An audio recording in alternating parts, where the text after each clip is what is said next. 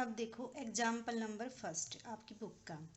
Determine whether A B is defined and if defined find its order for the following. आपको क्या find out करना है? सबसे पहले तो ये चेक करना है कि आपका जो ए बी है वो डिफाइंड होता है या नहीं होता।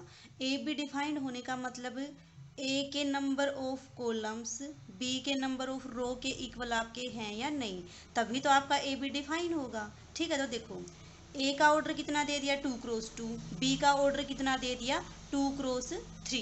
अब देखो ए क्या है आपकी 2x2 की मैट्रिक्स, बी क्या है आपकी 2x3 की मैट्रिक्स। ए बी को डिफाइन करने के लिए सबसे पहली जो कंडीशन होती है आपके पास वो क्या होती है कि इसके नंबर ऑफ कॉलम और इसके नंबर ऑफ रो क्या होने चाहिए आपके सेम। दोनों के दोनों सेम हैं, इसका मतलब आपका ए बी क्या होगा? डिफाइंड होगा। अब इसने डायरेक्ट ये पूछ रखा है कि अगर ये डिफाइंड होगा तो इसका ऑर्डर क्या होगा, ए बी का ऑर्डर क्या होगा। अभी बताया था थोड़ी देर पहले, जो सफिक्स बच गए आपके वो ए बी का क्या हो जाएगा? ऑर्डर। यानी कि क्या हो जाएगा ए बी का ऑर्डर 2x3। ये आपका क्या हो जाएगा? ए बी का ऑर्डर हो जाएगा।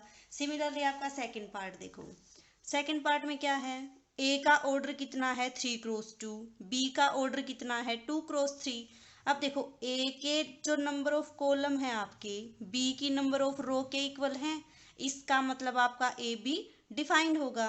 और जो ए बी डिफाइन होने के बाद प्रोडक्ट आएगा ए बी, उसका ऑर्डर कितना आएगा 3x3। 3x3 ये इसने पूछ रखा है। आई थिंक क्लियर हो गया होगा। फिर भी कोई डाउट हो तो आप पूछ लेना।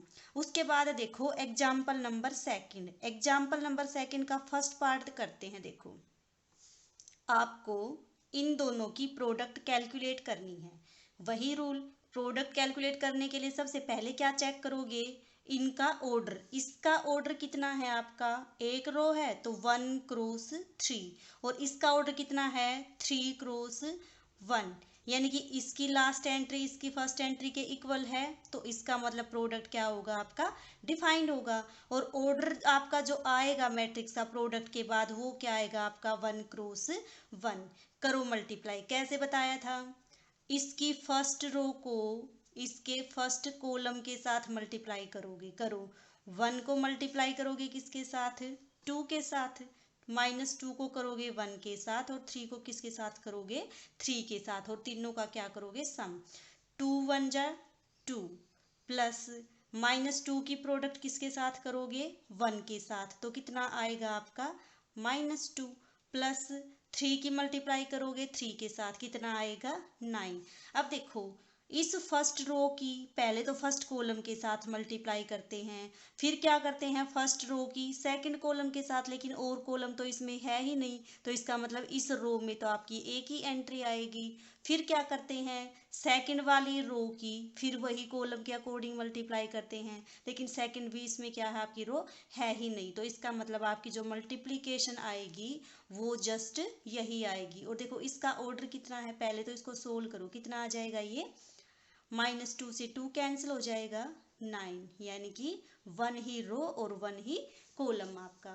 यही आना था वैसे भी 1x1। समझ में आया या नहीं आया? एक और देखते हैं इसका सेकंड पार्ट। सेकंड पार्ट देखो क्या है।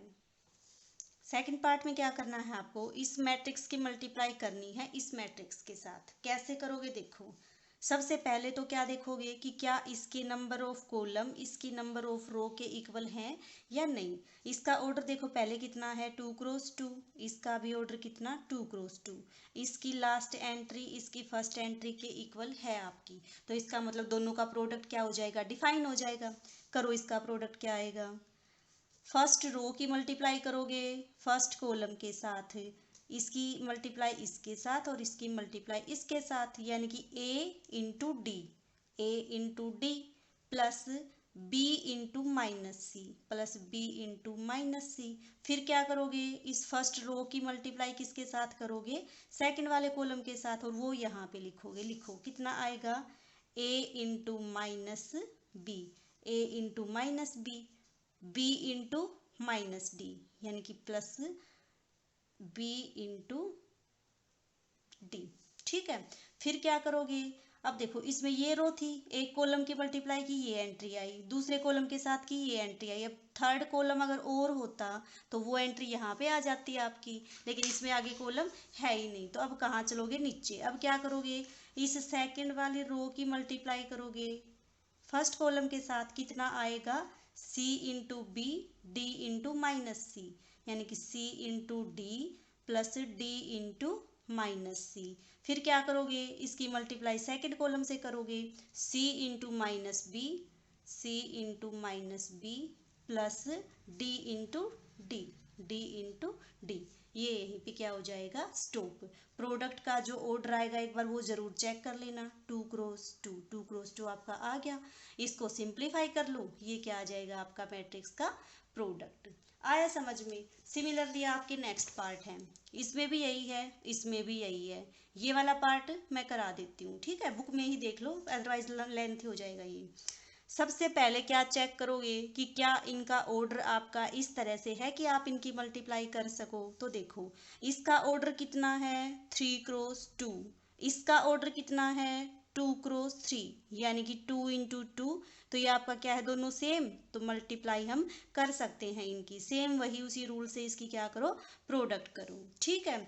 इसमें क्या करोगे? सबसे पहले दो मैट्रिक्स की मल्टीप्लाई, फिर रिजल्ट जो आए उसकी थर्ड मैट्रिक्स के साथ मल्टीप्लाई।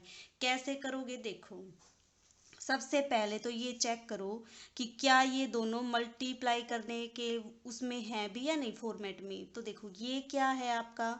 इसका ऑर्डर कितना है? 1 क्रॉस 3, ठीक है? इसका ऑर्डर कितना है आपका? 3 क्रॉस 3। नंबर ऑफ इसके column, number of row same, तो इसका मतलब दोनों की प्रोडक्ट आप कर सकते हो। प्रोडक्ट का जो रिजल्ट आएगा वो क्या आएगा? 1 क्रॉस 3। देखो कैसे आएगा। इसका ऑर्डर कितना है? 1 क्रॉस 3। इसका ऑर्डर कितना है आपका? 3 क्रॉस 3। यहाँ 3, यहाँ 3, मल्टीप्लाई कर सकते हैं। रिजल्ट जो आएगा वो क्या आएगा? 1 क्रॉस 3। मल्टीप्लाई कैसे करोगे? देखो इसकी मल्टीप्लाई करोगे इस कॉलम के साथ, कितना आ जाएगा? 7 की इसके साथ, -2 की इसके साथ, और इसकी इसके साथ करोगे तो क्या आएगा आपका? 1 इंटू 7 -2 इंटू 0 प्लस 3 इंटू -7, ठीक है? इसकी मल्टीप्लाई इसके साथ कर दी। फिर क्या करोगे? इसी रो की मल्टीप्लाई इस सेकंड कॉलम के साथ करोगे, वैसे ही इसकी मल्टीप्लाई इसके साथ, इसकी इसके साथ, और इसकी इसके साथ। क्या आ जाएगा? देखो 1 की -1 के साथ करोगे, कितना आएगा? 1 इंटू -1 प्लस -2 की मल्टीप्लाई करोगे 2 के साथ, -2 इंटू 2 प्लस 3 की मल्टीप्लाई करोगे 5 के साथ, 3 इंटू 5। फिर क्या करोगे? ये इस कॉलम की इस रो की मल्टीप्लाई करोगे इस कॉलम के साथ, तो कितना आएगा? 1 की 5 के साथ, 1 इंटू 5 प्लस 4 इंटू -2 प्लस 3 की जब मल्टीप्लाई 0 के साथ करोगे तो 0। अब देखो ना तो आगे और कोई कॉलम, ना आगे कोई रो। अगर यहाँ पे एक रो और होती तो वो एंट्रीज यहाँ पे आ जाती, लेकिन इसमें कोई रो है नहीं, तो ये क्या हो जाएगी? यही टर्मिनेट हो जाएगी। इसको सोल्व करोगे तो कितना आ जाएगा? देखो 7 0 7 या 21, ये आ गया आपका 14, माइनस का 14, ठीक है? और ये कितना आ जाएगा? इसको सोल्व करोगे तो, इसको सोल्व करके देख लेना, ये आ जाएगा आपका 10। उसको सोल्व करोगे तो वो आपका आ जाएगा माइनस का 3। अब माइनस में क्या है आपके पास? 2 -5 और 7। देखो अब इन दो मैट्रिक्स को आपको सब्ट्रैक्ट करना है। दो मैट्रिक्स को सब्ट्रैक्ट करने के लिए आपके पास क्या चाहिए? दोनों का ऑर्डर सेम। तो देखो दोनों का ऑर्डर सेम है या नहीं? इसका ऑर्डर कितना है? 1 क्रॉस 3। इसका ऑर्डर भी कितना है? 1 क्रॉस 3। इसका मतलब दोनों का ऑर्डर सेम। तो कर दो सब्ट्रैक्ट।